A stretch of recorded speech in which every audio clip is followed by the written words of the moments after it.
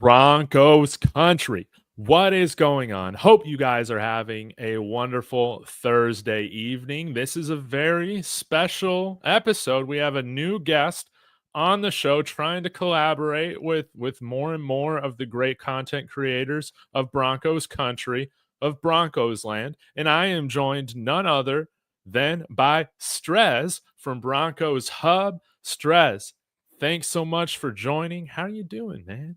Great. Absolutely great. Obviously you can see got my Christmas tree in the background here, right below my Broncos flag. I'm in a great mood. I'm on cloud nine right now.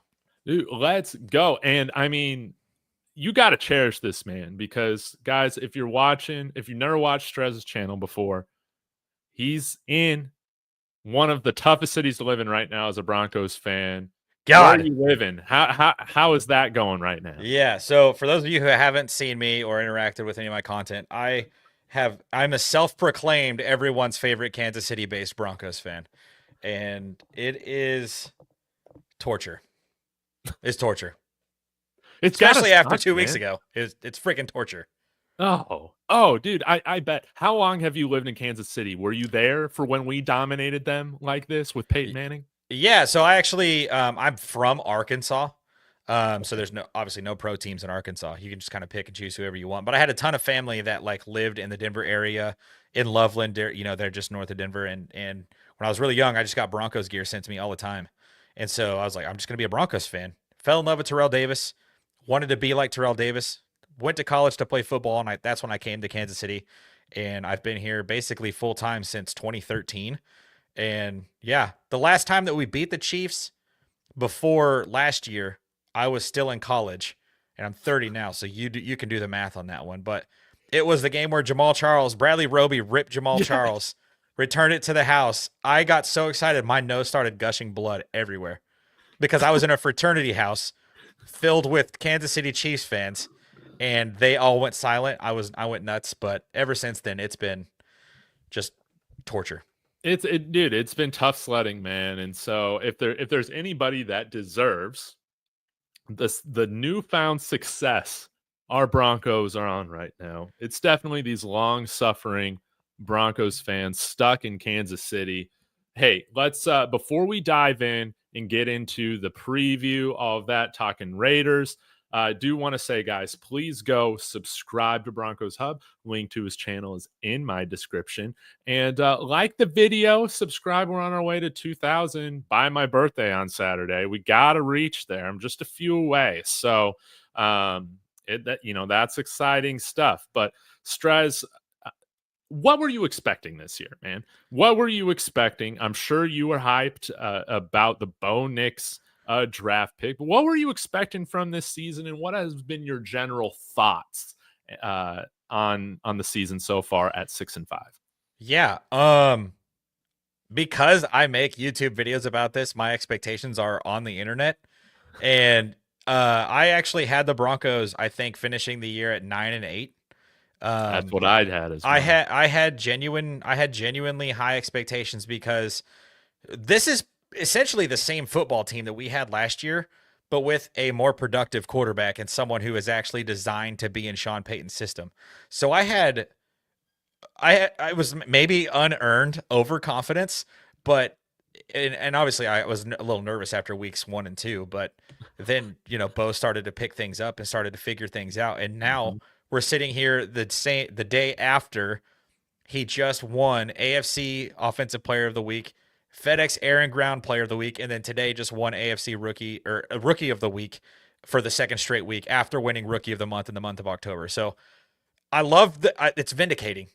It's the vindication is great. I was on the Bo Nix train dating all the way back to December of last year. Let's go. You were there before me. I've been here. I was just happy that this was kind of the direction we were going, and now it's been fun to see Broncos country really just kind of come together and get behind this Bo Nix train because it looks like it's about to take off. Yeah, it is so refreshing, Strez, not having the fan base divided between Paxton Lynch and Trevor Siemian. Yes, or Drew Lock and Teddy Bridgewater, or yeah, it's freaking wonderful. And we don't have to worry about if Bo makes a mistake, they're going to throw in Jarrett Stidham or they're going to throw in Zach Will. Like, we don't have to worry about that because Bo is his guy. And it's like, it's the most relaxing. And I made a video on TikTok about it on Sunday. And I'm like, it's nearly impossible to put into words how good it feels to know that you have your franchise quarterback. 11 games into his career, you're like, yep, he's the guy. Like, it's so refreshing after having just 16. Bo is the 16th different starting quarterback since Peyton Manning. Like, we've obviously been trying to find the guy. You know, we had a game without a freaking quarterback 3 years ago, 4 years ago. So it's just like, we've been through the damn ringer, and we deserve all of the good feelings and all of these awards and everything that Bo Nix is giving to us. So, bro, we were so down bad that we were like asking for Kyle Sloter. Dude, Kirk Cousins' name came up. Aaron Rodgers' names came up. Everybody, there were people that were like, we should just keep Russell Wilson and play out the rest of the contract. Like, it was crazy. And I sat down and I had my rule when it was time for us to just find a new guy. I'm like, nobody over 30. That's my rule. I don't care who it is. No one over 30. Yeah. Nobody. Even if they're a 23-year-old rookie, that's still under 30. Yeah. 24-year-old rookie, I guess. Yeah. There would be two guys that fit into that category, but only one of them gets talked about. So right. And that is also something that I'm loving right now. You know, Douglas has been talking about this too. But dude, we've been memed for so long.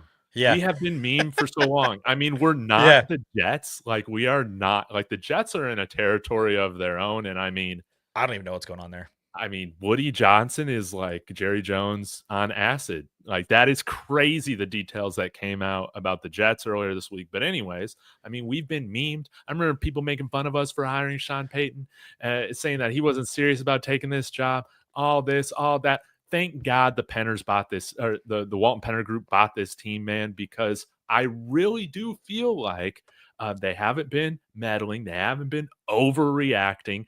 They've kind of been managing things like you would have hoped a reincarnation of Pat Bowlen would have been, right? Honestly, they dropped $250,000 to replace the turf with one game left a year ago, and they just did it again. And they did it again this year. Like, it's incredible. And I mean, say what you want about billionaires, but it's nice to have one that owns your football team. And especially when they're a 70 billionaire, it's just endless resources, and we can use it on, hell, at the end of this year, write a blank check to Vance Joseph. I don't care how much money we have to give the man. Do not let him leave the building. Yeah. Like, it is incredible. And ownership, general man, like George Payton got a lot of flack, but Nick Benito's looking great. Jonathan Cooper's looking great. Marvin Mims is looking great. Literally everyone is looking great that he is like this rookie class. Like, obviously Sean Payton has a little bit in that, but George Payton, he made the move for John Franklin Myers, made the move for Malcolm Roach. Like, George Payton's been great. Sean Payton's been great. So now we've got ownership, GM, head coach, quarterback. We're freaking ready. Let's go. Like, it's time. I think I saw this number. Now, this is not a political podcast. We're not getting into that. We're not getting into it, man. No way. But I did see that what the Broncos and what the Walton Penner Group is paying Sean Payton is less than their political donations this year. Yeah. Okay. That, like, this is not one drop of stress for them. This is purely about putting a good product out there, something that we can be proud of, something that they can be proud of. And if you're going to have billionaires, at least make them the best billionaires as possible. And I feel like they've been great owners, and I love it. Now Denver starting to feel like a destination again. And what, $100 million, $80 million in free agency this year. It's going to be fun. And Mark is bringing this up. It's 100 times easier for draft and free agency when you got this quarterback right now. But I guess before we dive into taking a look at the Raiders game, some of the offseason stuff, man, outside of Bo Nix, man, what have you what have you really enjoyed about this team? It could be an individual player, it could be a position group, anything like that. Like, what has brought you a lot of joy watching this team this year with? Yeah, I think most people would probably have the same answer, and it's the defense.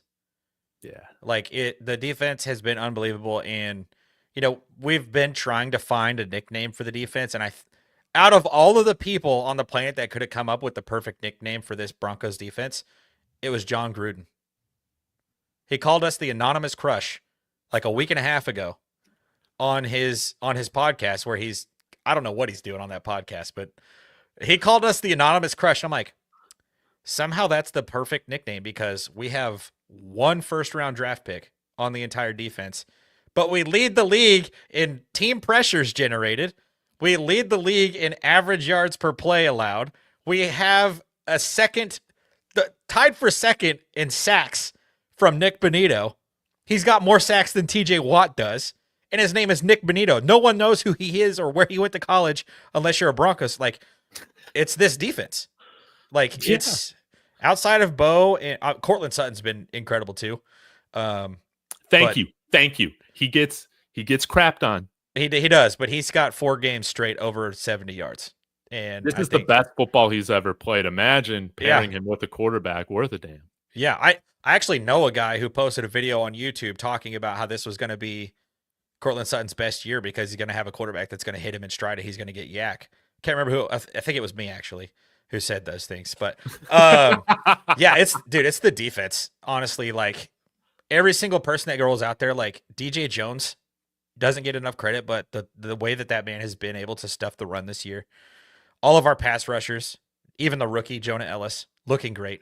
Mm-hmm. The diamond in the rough, white lightning, whatever you want to call him, Riley Moss. Thank God that we have that kid. Thank God for the state of Iowa because of Riley Moss. And Noah Fant was kind of a hit and miss, but we got Riley Moss eventually, which was really great. But like, it's just been the defense has been so much fun to watch, and the fact that it's the way it looks this way after we had a 70-point game dropped on the same exact defensive scheme last year, and like we haven't given up 70 points. It's insane. Like it's crazy. Yeah. And I love, of course, John Gruden is such a wordsmith. The anonymous of all the guys, it's the anonymous crush. But I feel like that's kind of Denver's MO, dude. We don't have the LA bias. We don't have the East Coast bias. Yeah. And you even see that with our Nuggets, man, with you got your main superstar in Jokic. And then what I love is that what makes Jokic even greater when you're arguing for his greatness amongst the NBA elite is that he won his championship with no all-stars. It's crazy. It's crazy. And I'm a LeBron guy, and even I'm able to be like, it doesn't make sense to me. Jokic, Luka is kind of the same way. What they're doing just doesn't make sense to me. Like, they're putting up LeBron numbers, but it's like just good team basketball, man. Yeah, it's just great basketball. It's just easy to watch, and it's relaxing to watch, which is how I've been able to feel about the Broncos offense this year. Like, I don't hold my breath when the quarterback drops back to throw a pass. Oh, dude. Or just see those rollouts to the right happen like prematurely every snap. And but going back to the defense, man, this has been the first time probably, since 2015 where I actually really get excited to see our defense on the field. Like, I know we've had good defenses in the past, but I feel like I'm going to watch a show. Like, there's always the potential for something like really great to happen. And I just love the style, the swagger they play with. 21. Riley Moss. I feel like, he could be our white Aqib Talib down the line. I mean, he plays with that swagger. If he steals a chain, if he takes someone's chain off their neck in the middle of a game, like, it's over. Yeah. We need him to like have a rival. I don't know, who that would be. But whoever is wide receiver 2, probably. Whatever team's wide receiver 2, it's going to be that guy. Yeah. It's got to happen. So, all that being said, Bo Nix, He looks amazing.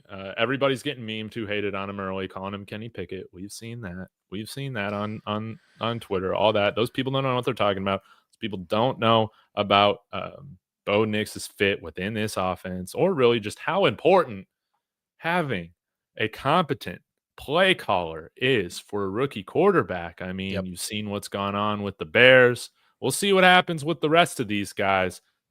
Drake May in New England, I just don't even know. But, how do you feel right now with Bo Nix's Rookie of the Year odds? What they went up this week again. I don't know what they were at.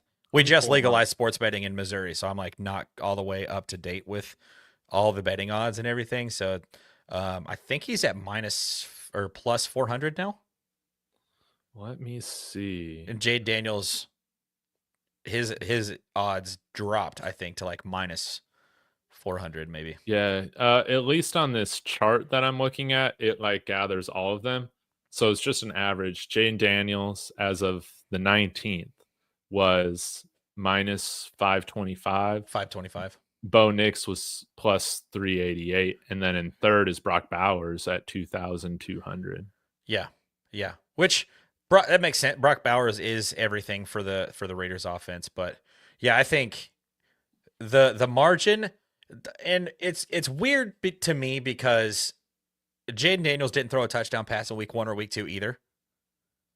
So neither did Caleb Williams. Yeah, it was week 3 before the first touchdown for a rookie quarterback was thrown.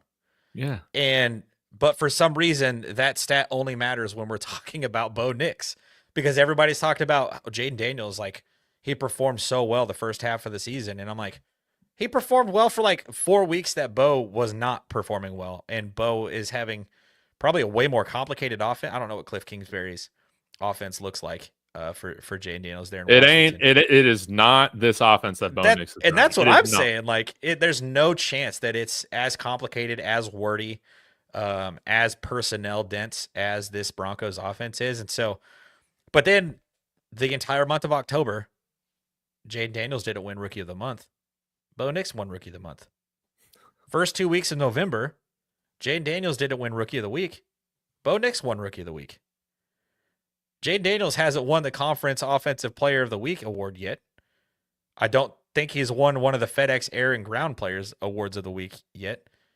And so it's weird that Bo is having to like just go above and beyond and throw for 304 touchdowns, where Jaden Daniels, like, they're crowning him Rookie of the Year after throwing for like 260, 240 and 2 touchdowns and running for another 60 yards or whatever. It's like Bo is doing the exact same stuff. Mm-hmm. Like, what are we doing here? It's just crazy. Yeah. And I do think the voters, you see it with the recognition he's starting to get, that the narrative is changing. But yeah, it is so strange to me because I've never seen a player, again, like Bo Nix. He's just buttoned up, never does anything to upset anybody. Like, I was a huge Jameis Winston fan at Florida State, but Bo Nix isn't doing anything stupid that's getting people to cause that into question, like taking some crab legs out of the grocery store or yelling some obscenities in the cafeteria. Nothing like that. But I don't understand, man. It's just like everybody hated this kid for some reason, and I never really understood, or who you didn't see. This is a tangent, but it's like you never saw these NFL draft people or fans even saying, well, I hated Jaden Daniels when he was at ASU. Thank you. What about Michael Penix at Indiana? Right. What about Caleb Williams at Oklahoma? All of these quarterbacks, Drake May and J.J. McCarthy, are the only 2 of the first 7 quarterbacks taken that did not transfer colleges because something happened and they needed to make a shift, right? Spencer Rattler did it. Caleb Williams did it. Jaden Daniels did it. It's the most annoying thing. And that was one of my things about Bo Nix, why I was so excited about the kid, was he's freaking married. Like, there's nothing for him to do except for go to work, throw some footballs to some massive athletes, and then come home to his beautiful wife. Like, that's all he has to do. Yeah. That's the dream.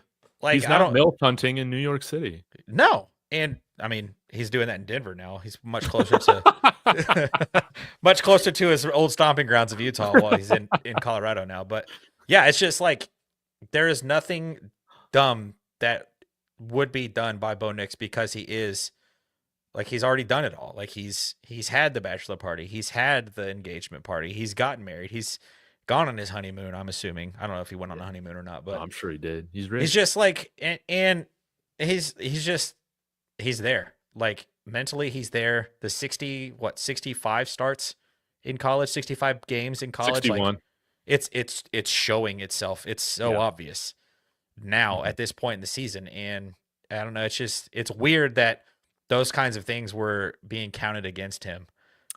I'm almost starting.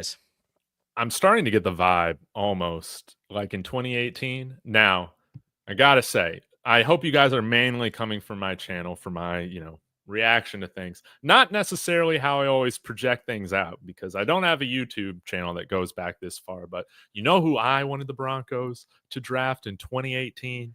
It wasn't Josh Allen. It wasn't Lamar Jackson.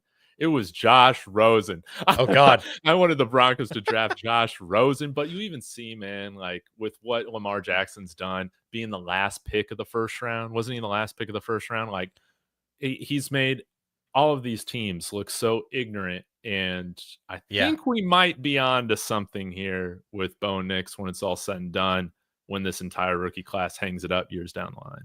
Yeah, and I think that the comparison doesn't just stop there with Lamar. Like, I'm not saying that Bo Nix is Lamar freaking Jackson, but we're talking about a kid that went to New York City for the Heisman finalist award. Mm-hmm. We're talking about a kid that went to several bowl games, several conference championships in college. We're talking about a kid that was struggling to throw the football from the pocket at the beginning of his career, but had the leg ability, the running ability to make it work until he figured it out. And that's exactly what Lamar Jackson did. And now Lamar Jackson is probably going to win. He was MVP last year, wasn't he? Yeah, he's won it twice. Yeah, he's probably going to win it again this year because he's playing at such an elite level. And everyone was saying for the longest time, like, he's a glorified running back. I'm like, are you crazy? I literally watched this man dice up the Broncos defense from the pocket one year. And I thought Vic Fangio was going to go across the field and fight John Harbaugh after that game because they had that 100-yard rushing streak. That game is the one I'm talking about. And I'm just like, Lamar Jackson is a true passer. People need to understand that he is a passer. He's also going to beat you on the ground because he just can. And I think that that's kind of the archetype that Bo Nix fits into. And it's going to be exciting when it all comes together, right? Like, it's just going to be really exciting. Yes. Yeah, we've still only seen a fraction of what is yet to come, I think, and I can't wait. Right now, we got 6 games left, and I think the schedule is pretty favorable, pretty well for us. Who do we got? We got Raiders, then we got Browns, then we got in prime time. We got Browns on Monday Night Football, and then we've got the bye, and then we've got the Colts. Wait, so we do Monday Night Football and then we get the bye. That's kind of nice. That is nice because you don't have to have that shortened week, and which is we're going to need if Anthony Richardson is still healthy. I think we'll need that additional time to kind of prepare for what he offers. What's up, D-Rock? Dude, D-Rock's always in here, man. He's in all the channels, man. He really is. He loves Broncos content. It's awesome. Yeah, it's great. Yeah, and then the last 3 games. Those ones are more tough. Chargers, Bengals, Chiefs. Okay. Yeah. So these first 3, much more favorable. Plus we get the bye. But the last 3, way more tough. Chargers have the best defense in the NFL. Chiefs are the Chiefs. That's week 18, though. You don't know what the Chiefs are going to be, where the playoffs are going to be falling at that point. So there's a chance that the Chiefs don't even play their starters that week, or at least sit Mahomes, just because he's $500 million and you don't want him to get hurt going into the playoffs. And then that Bengals game, like their defense, I don't think their defense can stop a nosebleed. So it's just, you just don't know. You don't know. And I think like the likelihood of us going 3-3 and finishing the season 9-8 is very likely at this point. But I also don't see, I don't see us not being able to win out. Yeah. Finish the season 12-5. Like that's that's genuinely in the cards for this Broncos team. 9-6, 9-8, much more likely. 12-5, definitely not impossible. No, not at all. And again, like I didn't have the stones for this, but I remember Mike Kliss came out preseason. He said 11-5. I was like, dang. I think Mike Kliss knew a little bit more than a lot of people knew, even like just everyone in Denver media all together. Yeah. Yeah. He's like 11-5. And I was like, okay. Like, yeah, like he really didn't know. Kliss, he's the GOAT. But let's get into, well, I did want to comment on this just with the division as a whole.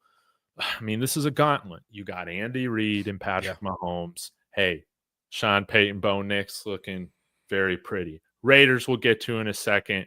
They're trash as usual, but we've had trouble beating them, especially in Las Vegas. And now you got Jim Harbaugh with Justin Herbert, and the Chargers try to charger so hard. Yeah, they almost did it too. Was that was Monday night game, was it? Or Sunday night? And he's Sunday night, I think. It was. I can't remember. He's kept him from charging. Yeah, he has. I think that's more Jim Harbaugh than Justin Herbert. But yeah, it's I don't know, but you never know. Like there's a chance that something goes wrong, a punctured lung happens in the training room, and they lose the rest of their games this season. Like that would be the most Chargers thing possible if that were to happen. I still wouldn't leave it out the cards. No way. Yeah. No way. But let's get into the Raiders, man. And let's do it. I got to be honest with everybody watching. I've had a lot of stuff to do right now. It's been a busy day for Colorado Buffaloes. So not too in the weeds right now with the Raiders. But luckily, I feel like we kind of know what the story is with the Raiders in that while we might be a different Denver Broncos team than the last 8 seasons, it really seems like the Raiders are typical Raiders right now. Gardner Minshew, they're in quarterback purgatory right now. They traded Devontae Adams, but still, Jacoby Myers is still a decent wide receiver. I like him a lot. What's your thought on the Chargers right now? Their personnel, how their season's going? Yeah, it's. I don't know if you've seen their injury report this week, but it is not pretty. I'll pull it up. It's not pretty, and so they're gonna be. It looks like they're probably gonna be playing with some third string guys this week. I think both of their starting corners are on the injury, like they haven't practiced yet this week.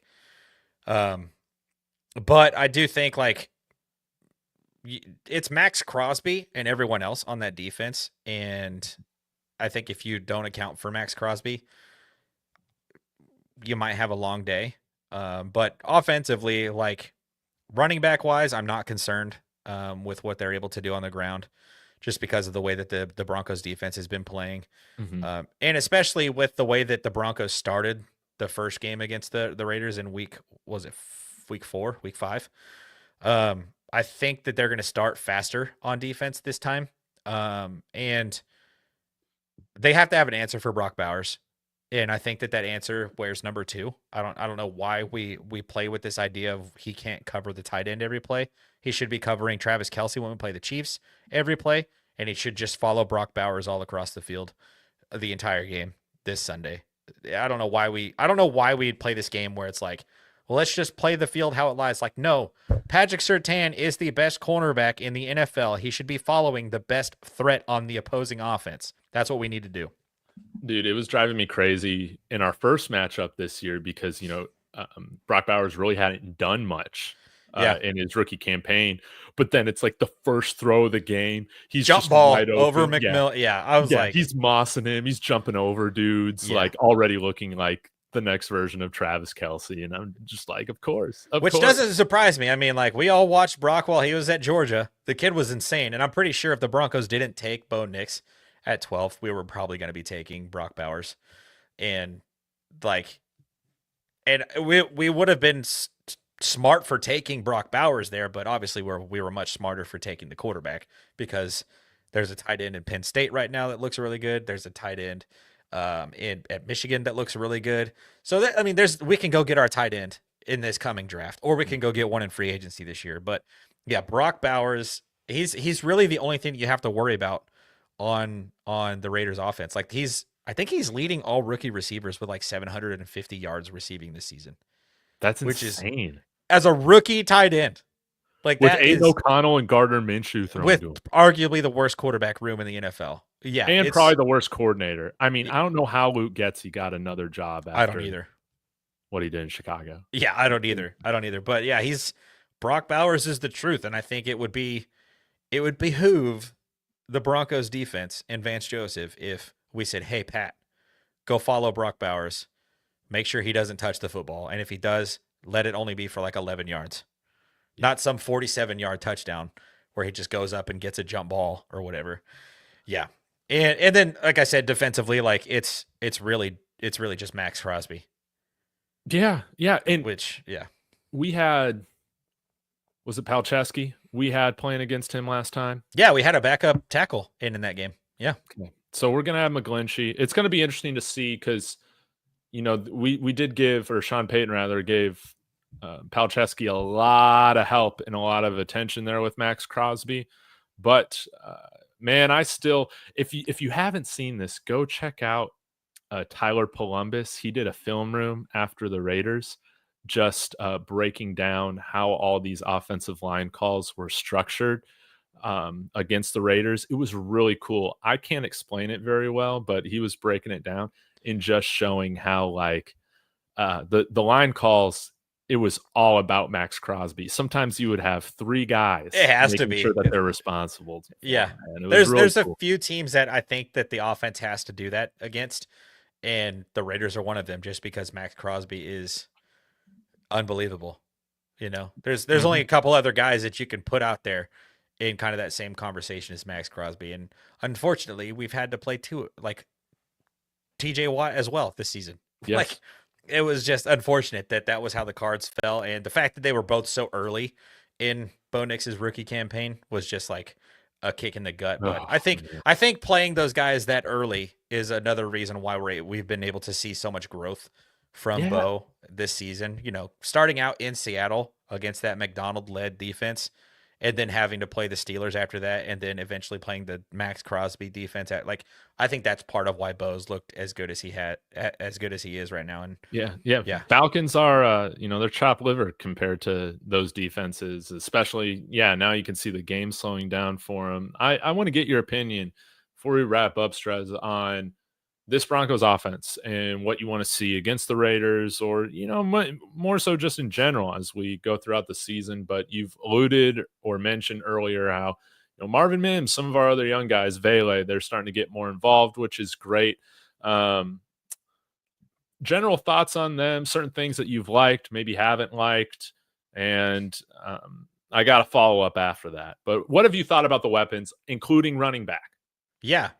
Running back has been interesting. As a guy that played running back in college, like that's the position I pay the most attention to. Okay. I was really excited about the Audric Estime pick. Yeah. The youngest player in the NFL. Like when you have that guy is your running back, he doesn't have a lot of miles on his tires. No. That's what you need at running back. And I love Jaleel McLaughlin so much. He's so fun, such a great change of pace guy. But I really wish that the Broncos would just kind of lean into Javonte and Audric, and then use Jaleel in kind of that joker role that they're also using Marvin Mims in. Just kind of do that. I don't know. I might be in the minority here, wanting to see fewer snaps and fewer carries for Jaleel McLaughlin, but I it's just kind of where I'm at with it. Yeah. Like he's great. He's a great playmaker. Don't get me wrong, but and I love undrafted guys, but there's a reason why sometimes guys go undrafted. Jaleel's small, he's very fast. He's put on some size this year, but I don't know. I feel like it's time to maybe start using them differently. And honestly, like it would be cool to see them kind of implement some sort of like full house backfield. You have Audric and Javonte at both sides of Bo Nix, and then Jaleel McLaughlin behind in the pistol. How do you stop that? And then you've got Cortland Sutton out wide on one side, and then like Devon Vele or Troy Franklin out on the other side, or Marvin Mims, whatever you want to do with that. Like that would be fun to watch. I just think that would be creative there. As Just as far long as we're not handing the ball off to an offensive lineman like the Bears have called, I'm all for it, man. yeah, that and we no longer do jet sweeps to tight ends, which is also a huge plus for this. Oh man, for you're giving this me offense. PTSD. I know. I don't want to man. bring that up. I don't want to bring that up. But yeah, I think, and I think that we're starting to see it too, right? As some of the things that people were criticizing Sean Payton about at the beginning of the season was like, where's the creativity? Sean Payton's playbook is as thick as the Bible. Why isn't it being opened up? And it was like, he has a rookie quarterback. Yeah. Relax. And now that we're starting to see that Bo Nix has an understanding of this offense, he gets the offense. We're starting to see those creative motions. We're starting to see those, I don't even know what you call it, where he kind of goes around the quarterback, fakes the buck sweep back to the right side, hits Nate Atkins wide open over the left side. Like, that's a creativity thing. Getting Marvin Mims in there, coming in the backfield, running a wheel route to where he's being covered by an edge rusher. I'll take Marvin Mims all day in that matchup. Like, yeah, all day. And so I think we're starting to see that creativity from Sean Payton because he trusts his quarterback, and his quarterback can do it. His quarterback can make it work. He can do the thing that he's supposed to do with that creativity. And it's just I think that's going to be the kind of the game changer for this offense. And I think that's why we've been able to see better numbers from the offense altogether, right? Like, Javonte ran the ball for 6.5 yards a carry on Sunday. The problem is he only carried the ball 9 times because we're splitting carries between 3 different guys. And so I think with that, with the creativity, and Bo is starting to be a genuine threat, we're going to see the run game open up more. And then with the run game opening up more, we're going to see the play action pass open up more. We're going to see, Cortland Sutton catching deep passes down the middle of the field. Oh, the middle of the field, man. We have the middle of the field back. Dude, is Vele Marcus Colston? I don't know. Is Josh Reynolds a zombie? I don't it's going to be crazy when he's back on the field too. And it's just like, you have just a plethora of guys that aren't necessarily weapons, but can be weapons when used properly, right? Like, a screwdriver is meant to screw in a screw, but you can also hammer in a nail with it, right? And it still gets the job done. And I feel like that's kind of the way that our offensive weapons are at receiver for this football team. Devon Vele is like a 40-year-old 7th-round pick from Utah, and somehow he's our second leading receiver the last 2 weeks. It's crazy. It's just crazy. And I think it's a product of Bo Nix getting comfortable in the offense, Sean Payton and Bo Nix developing that rapport, that relationship, and being on the same page, and they're just able to do a lot more with a lot less. Wonderfully said. I want to see more Marvin Mims in the backfield too. I do too, but don't hand him the ball. Maybe once. Hand him the ball once. Do it to keep him honest. I get it. But if I have to see Marvin Mims run downhill in an outside zone one more time, I'm gonna lose my mind. Should not. I think he had 4 carries. For 1 yard. It was not good. Yeah. No. Don't do that. You have running backs for a reason. Yeah. You hand those guys the football. You throw the ball to receivers. I don't know what we're trying to do there. Obviously, I think he's setting something up, right? Yes. It was kind of like that double pass that we threw against, who was it? The Panthers. Was that the one where Bo Nix caught the touchdown? No, that was the one against the Ravens. I'm talking about the one against the Panthers when we went for it on 4th, and it was like a double pass, and Cortland Sutton threw it to, I can't even remember who he threw the football to. Dude, we were up 28-7. Oh, there was no need for it, but you do that so that you can put it on tape, so that the opposing team has to prepare for it. Just screws with them. Yeah. So I think, maybe that's why Marvin Mims had 4 carries last week, because it's going to give the remaining opponents that we have on our schedule something to think about. Yeah. But we don't need to be giving him the football that much. Man, Strez, thanks again for joining. This was a lot of fun. I hope we can do it more often. Before we wrap up, you got a prediction for the game? You got a score prediction? Yeah, I do. I do. And I go more into depth on my prediction video for this. His For this previews game. are great, guys. Again, go On subscribe to Strez. Yeah, if you guys want to go check that out. But dude, the Raiders are not good on offense or on defense. And what's crazy, the stat that I found to be crazy to me was they are generating the 9th fewest pressures in the entire NFL. They have 19 sacks on the season. That's it. And they're allowing a 100.6 passer rating. Bo just threw 145 passer rating last week. And we're playing against a team that does not get pressure on the quarterback. And we have maybe the best pass blocking offensive line in the NFL. It's not going to be pretty for Raiders fans. And I know it's weird to say that confidently because we haven't won since they've moved to Vegas. We haven't beat them in Vegas since they moved to Vegas. But that changes this week because Sean Payton has ended the Chiefs streak. He ended the losing streak to the Raiders. He ended the streak of not having Cortland Sutton not having back-to-back 100-yard games was ended because of Sean Payton. Our quarterback woes have been ended because of Sean Payton. And now we're going to beat the Raiders in Vegas. And I actually have a score at Broncos 27-10. It's going to be an ass kicking. Like it's going to be a garbage time touchdown, garbage time field goal to get the Raiders to that 10 mark. But the Broncos are going to be dominant again. Bo's probably going to have another 300-yard, 3-touchdown performance. And I think we're going to get at least 100 out of our running backs. And it's going to be a confidence booster again. It's not going to be, oh, Bo Nix is up here and now he's just fell off a cliff. No, we're playing the Raiders. They're not good. So that's the analysis. That's as deep as you got to get. Yeah, like, honestly. And you could look at all the numbers, right? Like the Raiders offense, 30th in total offense, 17th passing offense, 32nd running offense, 24th scoring, 15th in the red zone, 24th on third down. But the Broncos defense is top 10. They're top 7 in everything except for red zone defense. And even then, they're still a top 50% of the NFL. Yeah, well, they're not even getting into the red zone, so we don't even have to worry about that. I said that in my first preview video for the first Raiders game, and then the first drive they scored like immediately. I was like, oh God, I look like an idiot now. Thank God Pat Surtain had that pick 6, man. Maybe season changing. Yes, I was about to say. Yeah. Season changing play for us. And I love how the Broncos store, they sell a t-shirt of that play of Pat Surtain. Oh, in the throwback uni and everything? Yeah.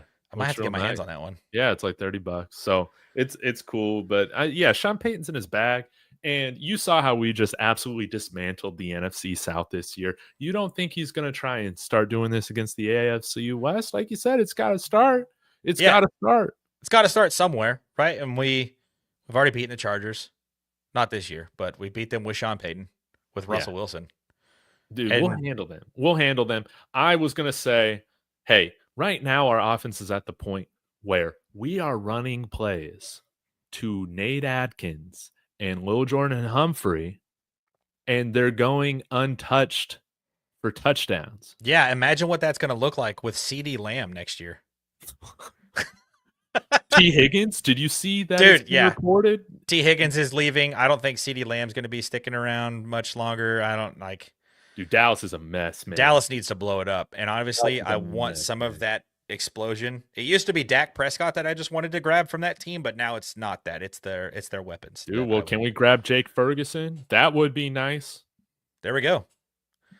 Yeah, I don't know. T. Higgins would be great. How Jerry Jones has to be obsessed with some of our bust players. I mean, we don't really have a lot of them still on the roster, but you saw he gave up a 4th for Jonathan Mingo. Like, surely we can figure out something for one of their players. Yeah. I think that we probably should keep our draft picks if we can. I think if we bring anybody in, it should probably come from free agency. Yes. But we're finally back to having a pick in every single round, and I don't want to lose that. I can't watch another draft where it's like, oh, it's the second round. Time to turn the TV off. Yeah. Hey, who is that dude that Josh McDaniels traded a future first for a 2nd round pick? Who was that guy? What was his name? He was so bad. I'm not I'm drawing a blank on this one. Man, this is just my ADHD. Like, I just thought of that. It's like, yeah, we won't be doing any of that. We No, can't be doing any of that. Man, what was his name? Alfonso? Alfonso? dude, I can't even. I couldn't even tell you. Yeah, so he took over the team. Of course, traded Cutler, right? And then his first draft, he trades our future first the next year to Detroit for a second round pick in the current draft, and we just select some cornerback. He sucked. He was like 5'11", 5'10". Yeah. Alfonso Smith is what Dude, SoCal yes. Johnson's saying. Alfonso Smith, dude. That guy That's sucked. wild. Yeah, that's yeah, wild. we can't be doing that. I don't know what I think he's a sleeper agent for the Patriots. Dude, he has to be. Man. He just goes into other teams and destroys them from the inside out and then leaves. Yeah, well, it's going to be fun seeing him and Bill Belichick do it all in Jacksonville, I guess. You know, well, you think that's what's going to happen? You think that's where they'll end up? Yeah, I just don't see Jerry Jones trying the Bill Parcells thing again with Bill Belichick, man. I just don't see it. He would rather have a puppet in there. He would just rather have a puppet in there. Yeah. That's why I never believe the Prime stuff, man. You think Prime is ever going to just become Jerry Jones' little bitch? No, man. No. Yeah, he's one of my really good friends is a Cowboys fan, and I always talk to him. I'm like, dude, I'm so sorry. it's the NFL is just in a better place when the Cowboys are like actually good and not just fake good. You know, like it's better for the brand, and that just hasn't happened for so many years now. And I'm a Dak Prescott believer, and they've ruined him. They just got nothing around him, dude. It's sad. If you guys don't know this, I moved to San Antonio from Colorado 3 months ago. So, family members, Cowboys fans, all this sorts of stuff. But, the game's always over by halftime now. Yeah. One of them gave me their Dak jersey. I mean, that's how sad they are. I'm like, I'll take it. I like Dak. Like, you Cowboys fans can't appreciate it. But and as Broncos fans, we're like, hold your horses. It's better to have a guy than to not have a guy. Let me tell you about pick any quarterback from Paxton Lynch, Brandon Joe Allen, Flacco, Jeff Driscoll. Oh, I posted a TikTok this week about the quarterback situation. All I said was this guy's name is Jeff Driscoll. That's all I said. Because everybody's like, who the hell is that? Dude, he was a quarterback that like couldn't throw. Is that Tim Tebow? He was he was a lesser talented right-handed version of Tim Tebow. Tim Tebow has more playoff wins than the Broncos have had in the last 8 years. So, I mean, it's okay. We can dunk on him. Yeah, I agree. Tebow was fun, but, he was just a stopgap guy until we got Peyton. Man, that was really like the come up. Sorry, this is just a digression, but that was really the come up of First Take, man.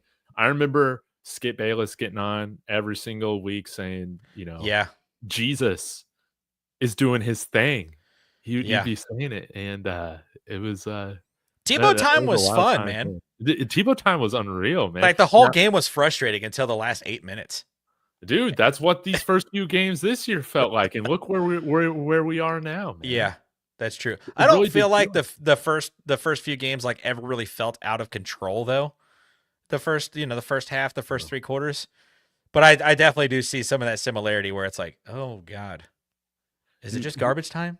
Are we all wrong about Bo Nix? We're not, by the way. Was it a Chiefs game that we won? Was it 7-6 or 10-7? Something like that. He threw 3 passes. No, it was 2. He was 1. Was it 2 passes? It was 1. He like completed 1 pass. Bomb to Eric Decker. That's all it was. Big Dick Decker just always coming through. Dude, that receiving core, unbelievable. Yeah, man. Yeah. And they gave them to Tim Tebow.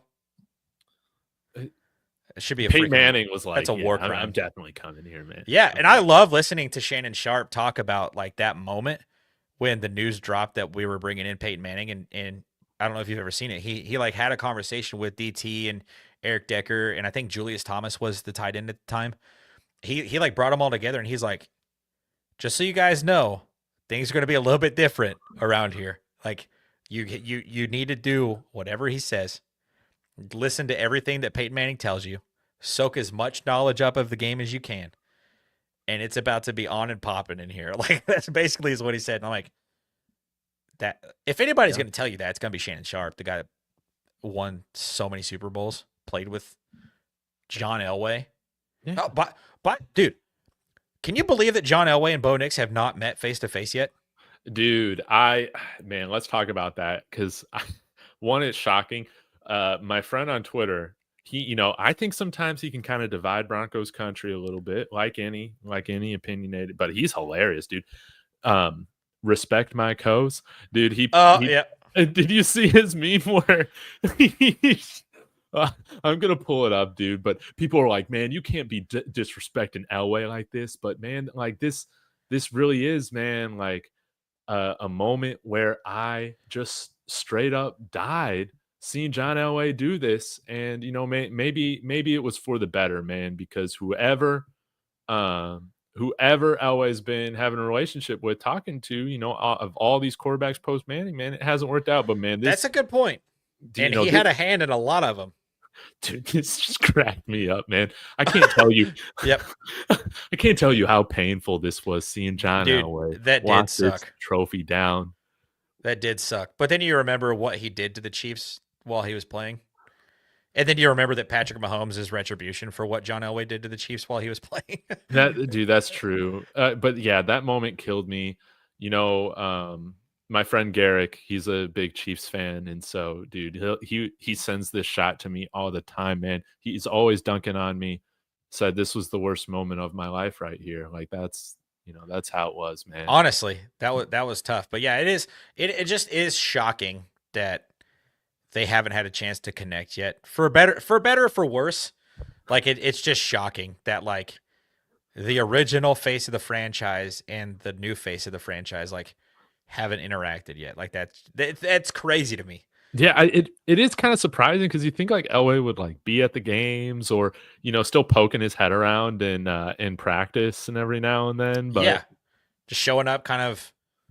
I mean, because he was still in the building, and I think he still has like a position adjacent to the Broncos organization. I know he's not really doing anything. Yeah, I don't know. But I think man. he's like still adjacent to the organization. I don't know. It just feels weird. Yeah. And I know, I'm pretty sure Bo prefers Shanahan's over Elway's, which I've never been to either of those restaurants. But It's yeah, same. Yeah, I haven't, but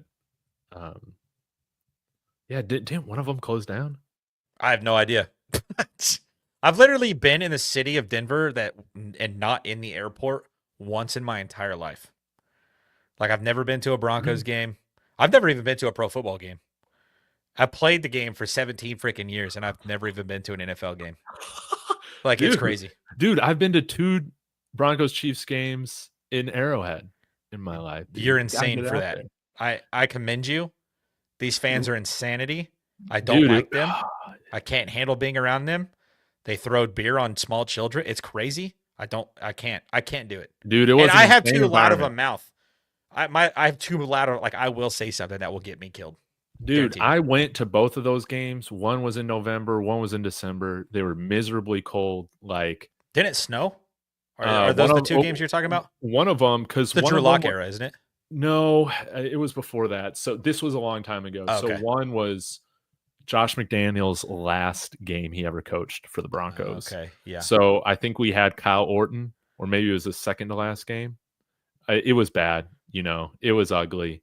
And then the other one was, I believe it was the Super Bowl year, and Manning just took care of it, man. Yeah, was that the 7 touchdown game? No, maybe it was, but I don't think it was. Yeah, that was 2013. Yeah, that was 2013, the 7 touchdown game. Oh, okay. Yeah. So, dude, you got to get out there now that you got Bo Nix. Once we beat them with Bo, then I'll maybe think about it. Dude, I can't. Dude, at least the Bears had that play last week, so took some of the attention off of us. Yeah. No, I agree. It was almost like Daniels is due for one. Yeah, that's true. It's just happening to all of the rookies. Oh, Russ is getting manhandled by the Browns, dude. I I even have forgot a Thursday night football game was going on right Yeah, now. I watched a little bit of it. He threw like one deep ball that looked nice. It was that moon ball. And that's the only play that I think he's had any success on tonight, which I said that this could be the game that the Steelers lose. I don't think that they will, but I do think that this is the game that they could lose. Yeah. Oh, dude. They're down 10-3. Dude, look at this. Russell, this is 4 start of the third sacks. quarter, 4 sacks, 22 yards. That puts him over the amount of sacks that Bo's taken this year, and Russ has played half the amount of games. It's terrible, man. That is unbelievable, dude. He's 12 of 15, though. Dude, I know. That's actually pretty good, like, yards per attempt. I don't think I've ever seen Russ that efficient before. No, man. Justin dude. Fields, 1 carry for -2 yards. Yeah. Yeah. George Pickens, dude. If only we could draft wide receivers. That man is like a psycho. the Steelers, man. That guy's so crazy. Dude, you know who I want is this dude Darnell Washington. I mean, he totally boxed up. What was it, Jaquan McMillan in our game? Dude, this dude is like 6'7". He is a He's mammoth. 264? Yes. I knew he was big. I didn't realize he was that. That's LeBron James. Dude, yes. He is absolutely massive. That is insane. Dude, the Raiders scored 10 points this week. Well, he's only 23 years old. Yes. He's out of Georgia. Yeah. I remember him playing at Georgia. Yeah. And I'm like, and he wasn't even the starter. Yeah, because Brock Bowers is that good. Yeah. Do the Raiders score 10? Yeah, I don't know. I hope not. I mean, I think they'll win by 20 points. Do you think we get our first shutout? Man, our defense is due for it, man. This will be the game. Dude, hot take. This would be the game. Just like everybody was saying that last week was the game for Bo to go over 300. This really does feel like the game now that you mentioned it, for us to just shut out the Raiders. Really BTA this thing. Yeah, belt to ass. Yes. I'm in. Give Yes. it. I need to go edit my video now. I'm gonna take the score prediction 27-0. Dude, let's go. Strez, thanks again for joining. Hey, I just like talking off the cuff with you too. So really does mean a lot, man. Yeah, no, I appreciate you for having me on. I'm gonna go try and simulcast the Avalanche game and the Thursday night game. I don't know how I'm gonna do that. Probably have to watch the Avs on my phone, but dude, that's awesome, man. Well, guys, thanks again for tuning in. Hopefully we can do some more of these in the future. Be sure to follow Strez at Broncos Hub. Links in the description. Smash that like and subscribe on the way out. As always, Broncos country. We'll be back tomorrow. Go Broncos.